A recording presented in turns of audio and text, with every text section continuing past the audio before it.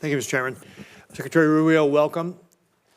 The United States is at its most dangerous time in our history since World War II. And we know, we can see what Russia's done in Europe. We know the increasing aggression of communist China, Iran, North Korea. I want to hit upon Iran real quickly here.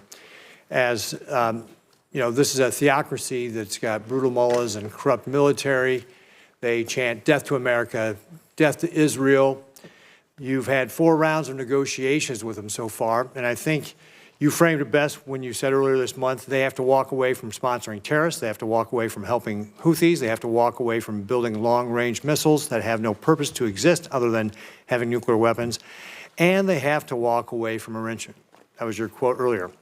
And that enrichment is particularly important, as you've stated, and Steve Witkoff reemphasized over the weekend, the ability to enrich at 3.67% for a civilian program. It only takes a few weeks to get to 90% for a military-grade weapon. Now, what I'd like you to just talk about real briefly is, what are you thinking about when you say they've got to get rid of their nuclear program, they've got to have complete disarmament? Is it still the policy that they cannot be allowed to enrich at all in Iran? Thank you. Well, obviously, these are ongoing, I hope to be ongoing negotiations, because the alternative would be far worse, in my view, but maybe necessary. But we hope that we can reach an agreement with Iran. So here's the baseline that I've described to everybody on it. If what Iran wants is a civil nuclear program, energy, you know, the ability to develop nuclear energy, there's a model for that multiple countries around the world currently follow. And that allows them to build reactors and then bring in enriched material and use it to generate electricity. And that's a model that will be available to Iran potentially if they choose to take it. If, on the other hand, they want to retain enrichment capability. And I just described this because if anyone's watching this or in the future, this can get a little complex. All of you understand it, but for the general public, it's important when you get into the details of this. Once you know how to enrich at any level, all you need is time to be able to enrich at a higher level. And they've already proven the ability to enrich at a higher level. In fact, they have, and are doing so now. In fact, their legislative branch passed a law requiring them to break JCPOA and enrich way beyond, almost well beyond 60%. So you're absolutely right. About 90% of the work of enrichment is getting to that 3.67 level. After that, the rest of it is just a matter of time, not to mention what the gap is from the 20% for medical isotopes, which is the other thing they insist upon. So the Iranian position is that they don't just want energy.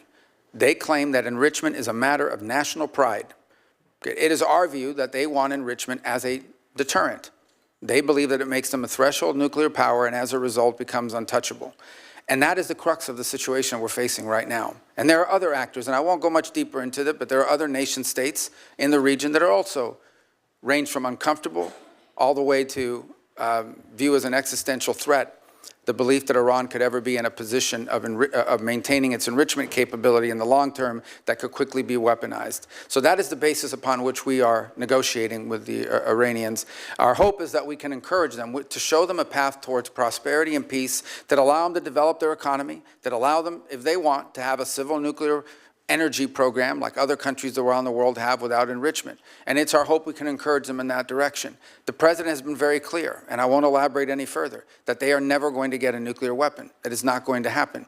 But he much prefer, I much prefer, and I would venture to guess all of you would much prefer, if we could reach an arrangement where they agree to this off-ramp, to this pathway towards prosperity and peace, as opposed to the road they have been on for the last 20 years.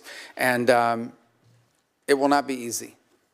But that's the process we're engaged in now. Right, thanks. So let's go to communist China, because they're the greatest existential threat that we face as a nation. We both agreed last time you were before this committee that we need an all-of-government, not just an all-government, but we also need an all-of-society approach on how we face communist China. This was illustrated in a recent table talk exercise that I did with Sarah Coons and others, and I'm talking about contingency where Beijing tries to do an energy quarantine on Taiwan to force them to capitulate. And obviously unlocking Americans' energy is one of the ways that we can help counter this with LNG and biofuels, some of our strongest tools to be able to help our allies and partners. Cutting red tape, unleashing American energy in the private sector, we're positioned to be an energy supplier here of choice. But we need the infrastructure in place, and that includes having a West Coast LNG terminal.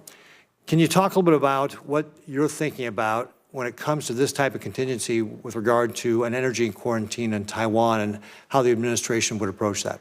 Well, first of all, it would be devastating. And the U.S., as you know, has agreements in place and assurances it's made on maintaining the status quo in that region, and those will remain viable without trying to be alarmist here. We know what those are, and we hope that never happens. But I think the broader issue that you touch upon, which I don't think is widely understood, again, members of the committee who follows this closely understand it, but more broadly, is the dangerous imbalance that has developed between China and the rest of the world on a number of fronts.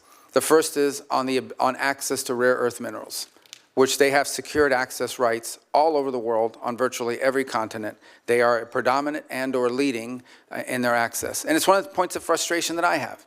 You go to a country and you see how much money we've given in humanitarian aid, but when it comes to rare earth mineral rights and exploited, rights to natural resources, it's all on the Chinese side. So where's the connection between the aid we give to help countries survive and the fact that the Chinese are going in and somehow from these governments, bribery or otherwise, getting a hold of all these rare earth minerals and leases and contracts all over the place, not just in Africa, in Latin America, all over the place.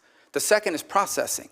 They process all these rare earth elements. So we are literally, if they decide one day we're going to cut the world off, and they've threatened to do so to some extent with these trade negotiations, you won't be able to build an engine in this country. You won't be able to build a rocket or any of the things that we use in daily life.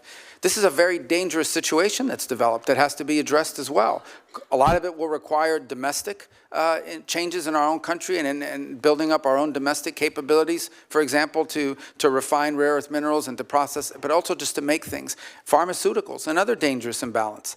We were, all this talk about them getting close to the Europeans, they're dumping on the European market. They're dumping electric cars. They're dumping all kinds of products because they're overproducing. They don't consume. So they dump all these products onto the European marketplace. But you know what the Europeans are very concerned about, the Italians in particular? They used to lead the world in pharmaceuticals, at least in the precursors and the key elements and the basic ingredients. Now the Chinese dominate 80-something% of that industry. They could cut off our medicine. So I think when you talk about energy, I could apply that to a host of critical industries in the 21st century. If we don't address that imbalance, which is what we're hoping to do with some of the trade proposals, but also domestic matters that the administration is taking on, we're going to be in real tough shape here very soon if we're not already.